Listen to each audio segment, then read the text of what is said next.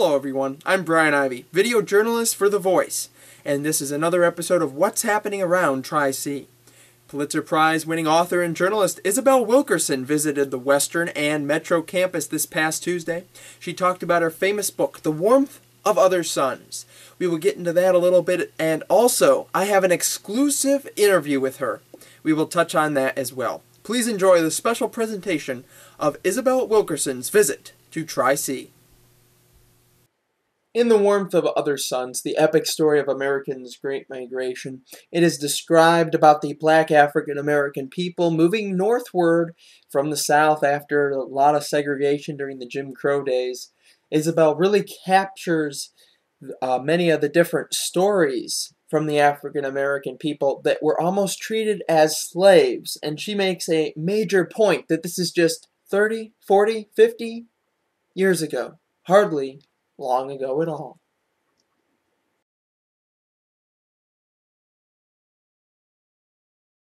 Here at this place, at this time, at this moment on this soil, because someone had to come a very long way away in order for us to be here at this time. It's just a question of when they made that migration, but someone surely had to have done what the people in this book did just for us to be here.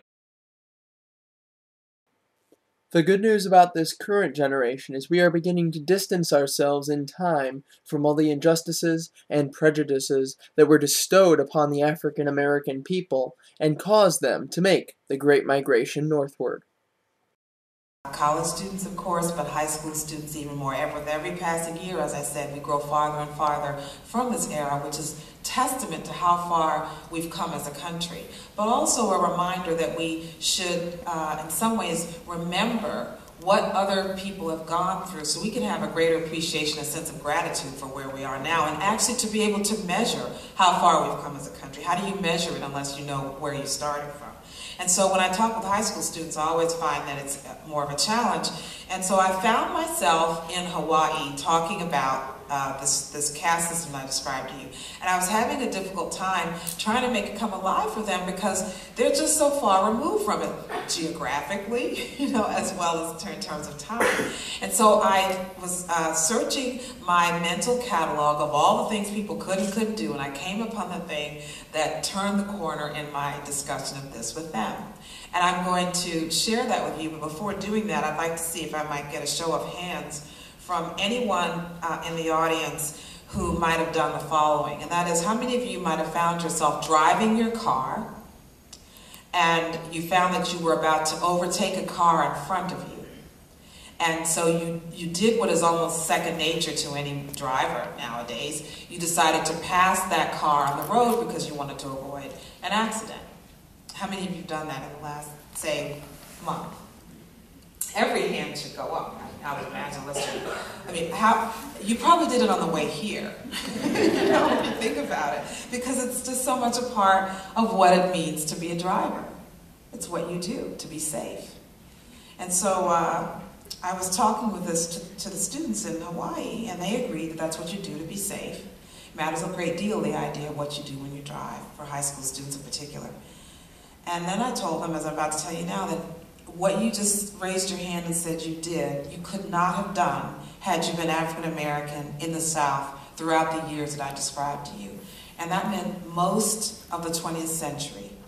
Without the Great Migration northward, we would not have such things as modern music, which we take for granted today. 20th century music simply wouldn't have existed had there been no Great Migration in the way that we know it. There would have been music, but it wouldn't be what we'd be listening to. Motown, for example, would not have existed.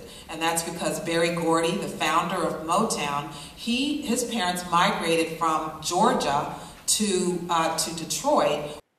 Now, what you may ask links this migration to any other migration?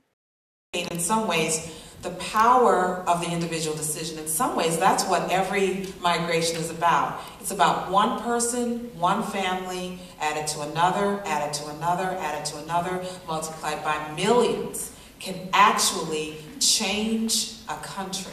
Change a country. The words of Richard Wright, a man who migrated from Mississippi to Chicago, really speak volumes about the Great Migration. I was leaving the South to fling myself into the unknown. I was taking a part of the South to transplant in alien soil, to see if it could grow differently, if it could drink of new and cool rains, bend in strange winds, respond to the warmth of other suns, and perhaps, just perhaps, to bloom.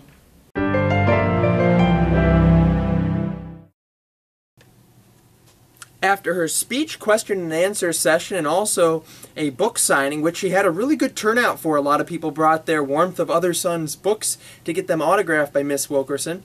I sat down with her for an exclusive voice video interview. Please take a look. Did you feel like you had a moral obligation to write this book based on being African American and also being a journalist? That's interesting, a moral obligation.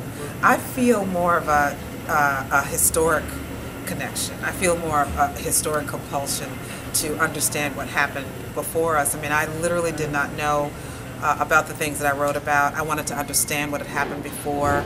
I felt that the experiences of people who had gone before had not really been told through their words, and the people were getting up in years. So I felt more of a race against the clock than anything else, because this generation is the part of the greatest generation that's passing off the scene, and I wanted to get to them as soon as I could. So that's what I was feeling, more of a compulsion that way.